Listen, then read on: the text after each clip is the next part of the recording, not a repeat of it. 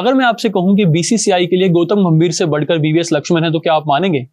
देखिए, इसको लेकर आपकी राय अलग अलग हो सकती है, लेकिन वीवीएस लक्ष्मण ने जो बयान दिया है उसके बाद आपको ये मानना पड़ेगा कि गौतम गंभीर से बढ़कर बीसीसीआई के लिए वीवीएस लक्ष्मण थे। दरअसल वीवीएस लक्ष्मण ने एक बयान दिया है, खुलासा किया है, और ये बड़ा खुलासा है। देखिए, क्योंकि 3 साल हो चुके हैं, 2023 का ये बात है, पूरी जो किस्सा है ये, और 2026 में जाके खुलासा वीवीएस लक्ष्मण ने किया है।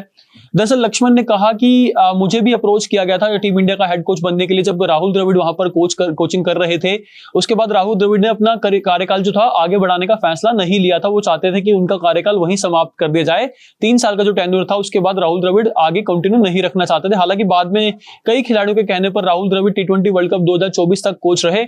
उसके बाद जो सारी बातें हुई कि कौन कोच बनेगा, कौन कोचिंग संभालेगा, क्योंकि देखिए राहुल द्रविड़ ने इतना अच्छा मतलब उनका टेन्योर रहा कि यही सवाल हो रहा था कि इनसे बढ़िया कोई आना चाहिए। अब गौतम गंभीर को लेकर जो चर्चा हो रही थी कि अपनी शर्तों के साथ आए हैं, और गौतम गंभीर की जो नियुक्ति थी वो बहुत ज्यादा मतलब आप कंट्रोवर्शियल भी कह सकते हैं, और बहुत बड़ा फैसला भी था। जय शाह वहां पर थे जब बीसीसीआई के सचिव वो थे, उनकी मौजूदगी में गौतम गंभीर को लेके आया गया था। लेकिन यहां पर लक्ष्मण ने, क्योंकि वो अभी फिलहाल सेंटर ऑफ एक्सीलेंस के चीफ हैं, जो कि बहुत ज्यादा चर्चा का विषय बना हुआ है, क्योंकि खिलाड़ी बहुत ज्यादा हमारे इंजर्ड हैं।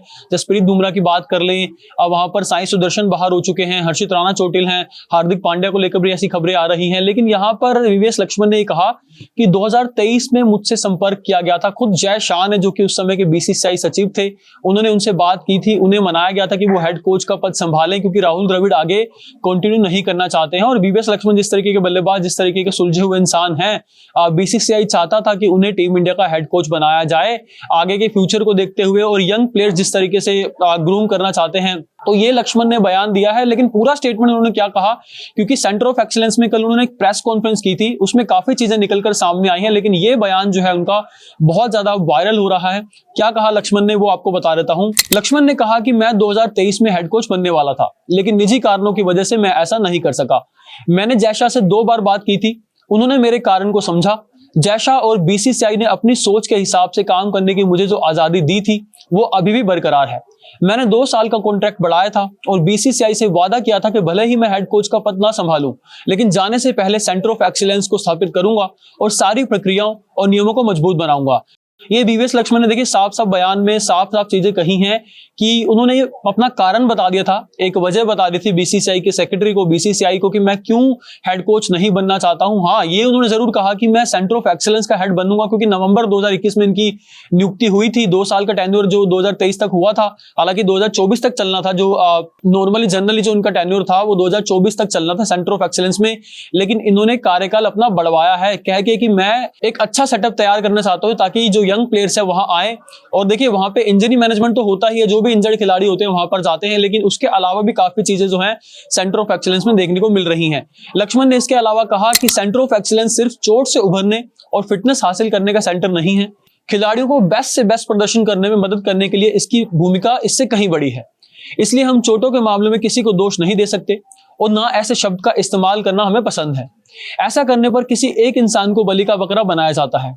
मेंस और वुमेन्स दोनों टीमों के टीम प्रबंधन और एसएमएस स्टाफ के बीच शानदार तालमेल है, इसलिए बिना रुकावट के संवाद लगातार होता रहता है। ये देखिए उन्होंने बहुत बड़ा बयान दिया, क्योंकि मीडिया में ना ये खबरें भी बहुत चल रही हैं कि जो तालमेल है ना, कम्युनिकेशन गैप है कहीं ना कहीं। चीफ सेलेक्टर जो अजीत अगरकर है उनकी कमेटी में और सेंटर ऑफ एक्सीलेंस में जो स्टाफ बैठा हुआ है, वो तालमेल नहीं बन पा रहा। क्योंकि खिलाड़ियों को आप यहाँ पे क्लियरेंस देते हो, लेकिन बाद में खिलाड़ी खेल नहीं पाते हैं सीरीज। जैसे जसप्रीत बुमराह को लेकर आपने कहा था कि सही टाइम पे वो फिट हो जाएंगे, फिटनेस लेवल आपने चेक किया था, लेकिन बाद में वो टीम से बाहर हो गए। साई सुदर्शन को लेकर भी यही चर्चा हुई थी कि 2 मैचों की जो सीरीज होनी है श्रीलंका के खिलाफ, उससे पहले वो ठीक हो जाएंगे, लेकिन वो ठीक नहीं हो पाए।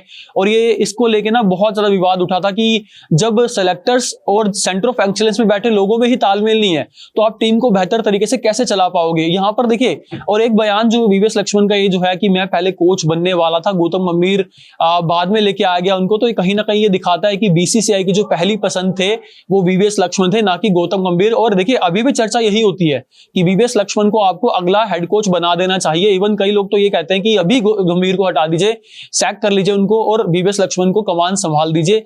यहां पर यह भी बात है कि चीफ सेलेक्टर को लेकर भी कहा जा रहा है, उनको ये लेके भी कहा जा रहा है कि वीवीएस लक्ष्मण को आप चीफ सेलेक्टर बना लीजिए अजीत अगरकर की जगह। लेकिन देखिए वीवीएस लक्ष्मण जो है उनका कहना है कि मैं अभी फिलहाल सेंटर ऑफ एक्सीलेंस में ही ठीक हूं। वहां पर जो खिलाड़ियों के इंजरी मैनेजमेंट किया जा रहा है, जो खिलाड़ियों को ग्रूम किया जा रहा है, देखिए जब भी गौतम गंभीर रेस्ट लेते हैं, यानी कि जब भी गौतम गंभीर को ब्रेक दिया जाता है, वर्कलोड मैनेजमेंट किया जाता है, वहां पर आपको वीवीएस लक्ष्मण ही टीम इंडिया के साथ कोचिंग करते हुए नजर आते हैं। और उनका अगर कोचिंग करियर आप उठा के देखें तो बहुत अच्छा रहा है। एक आध मैच उन्होंने हारा होगा, बाकी उनका रिकॉर्ड जो है बहुत अच्छा है। इस वजह से ही कहा जाता है कि इनको कोचिंग दे देनी चाहिए। लेकिन आप वीवीएस लक्ष्मण के इस बयान को कैसे देखते हैं? कि आपको लगता है कि in future VVS Laxman India के हेड कोच बन सकते हैं या फिर चीफ सेलेक्टर बन सकते हैं?